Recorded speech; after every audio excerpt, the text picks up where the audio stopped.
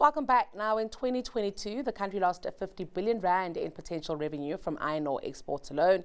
The National Logistics Crisis Committee, in the meantime, estimates that the country's macro logistics system loses R1 billion per day. Now, various miners have lamented the impact of Transnet's rail woes in their financial statements, and it goes without saying that rail reform is key to the mining industry and the overall economy's ability to thrive. Scott Edmundson, who's partner at Webber Wentzel, joins us for more insights on rail reform and liberalization, and that's with the 2024 Africa Mining Indaba underway in Cape Town. Scott, thank you for your time and a good afternoon to you.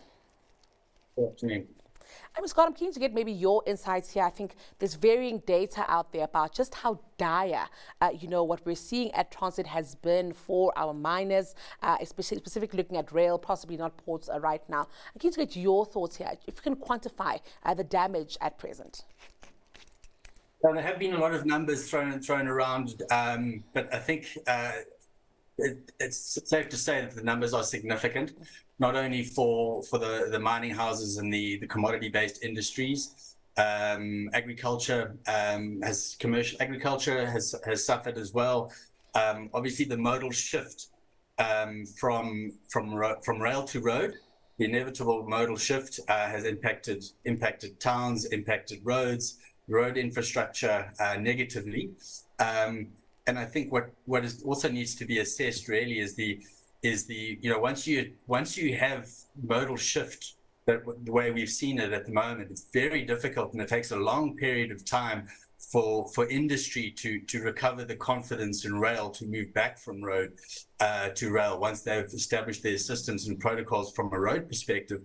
And from a trucking perspective, to move back to rail and to achieve that migration back to rail is a very difficult and long road ahead. So the impact, the economic impact is significant, and I think the last aspect possibly is to keep in mind that relationships, a lot of these are obviously export driven. So when you lose the customer base and that you have, because you become an unreliable supplier, these customers move elsewhere. And I think to reestablish those relationships and those customer relationships, it also has a significant impact to the economy. With that said, Scott, there's quite a bit happening, I guess, on the legislative front and also just with reform. So maybe help us understand the Cape Town Convention and the Luxembourg Rail Protocol and how that speaks to a reform globally, but even here at home. So the Cape Town Convention is an international treaty that's been around for a while.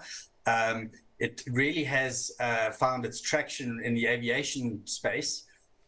Through the aviation protocol. The various protocols that sit under this overarching international treaty called the Cape Town Convention. The reason why it's dubbed the Cape Town Convention, because actually it was signed in Cape Town, ironically. Really it's an international treaty that seeks to protect and recognize creditors' rights in mobile equipment.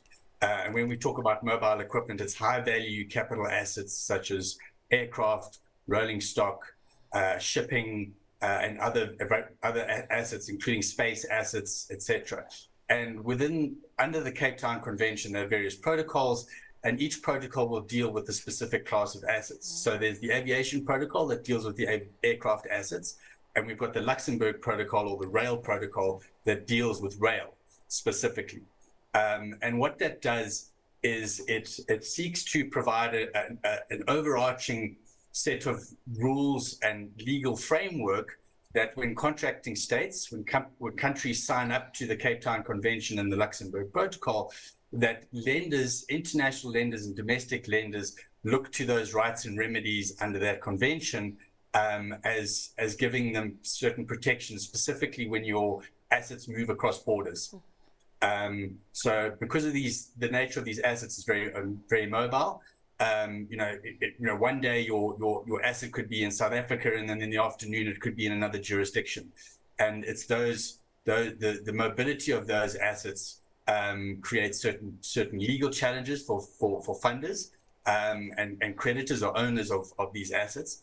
And it's this Cape Town Convention and the Luxembourg Rail Protocol that seeks to try and harmonize the legislation And the ultimate intention is that the domestic law is then subject to this international treaty. So whether you're a lender from overseas, anywhere internationally, you can look to your rights and remedies under Cape Town, and you don't necessarily have to take domestic jurisdictional legal risk. And that paints that picture very well for us, because with the trying to reach this harmony, then comes our own journey here to liberalization. And I guess this kind of legislation is important in our journey there. Scott, when we speak about a liberalized rail in South Africa, what does that look like? And why are we seeing an ideological hiccup? Because in my mind, when I look at it, ideologically, I don't think we agree on this. Okay, so what we have is the new national rail policy. And for years, the private sector has lamented or bemoaned the absence of clear policy and clarity around the direction of certain sectors and industries. Finally, in rail, we have the new rail policy, and it's this new rail policy, and that's been adopted by Cabinet. It was approved by Cabinet in March 2022. So it's now going through the lawmaking process. It is with It's with Parliament at the moment, and it's in the form of a bill called the Economic Regulation of Transport Act, or bill, at the moment. And we are waiting eagerly for the progress of this bill to move through the lawmaking process and ultimately become law in South Africa. And what the bill or the act, when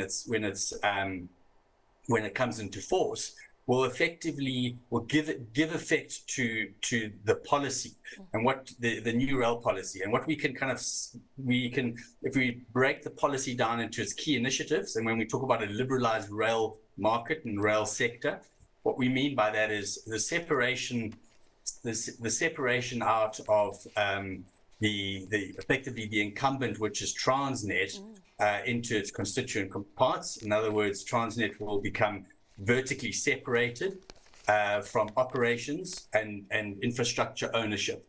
At the moment, Transnet it owns the infrastructure, it owns the rolling stock, and it provides the service. So it is, it does everything on the network. And currently, private rail companies are not allowed access to the network.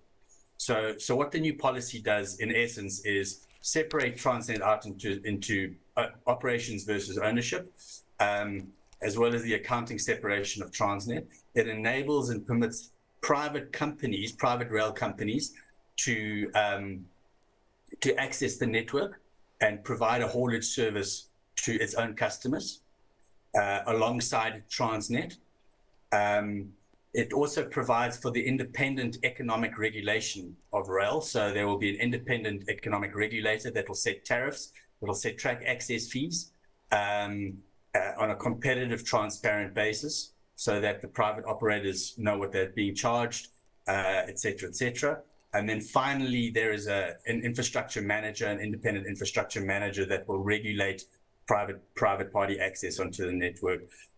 Sell slots, manage the slot access, all on an independent, competitive basis. And that's what we effectively talk about when we say liberalized rail market. We talk about a competitive, open rail sector where private entities and private companies compete alongside the state incumbent. Well, it's all we have time for today, Scott, but I think certainly worth a fuller conversation on this. I think it is important. Thank you so much for your time today. It's been a pleasure hearing from you. That was Scott Edmundson. He's partner at Webber Wentzel.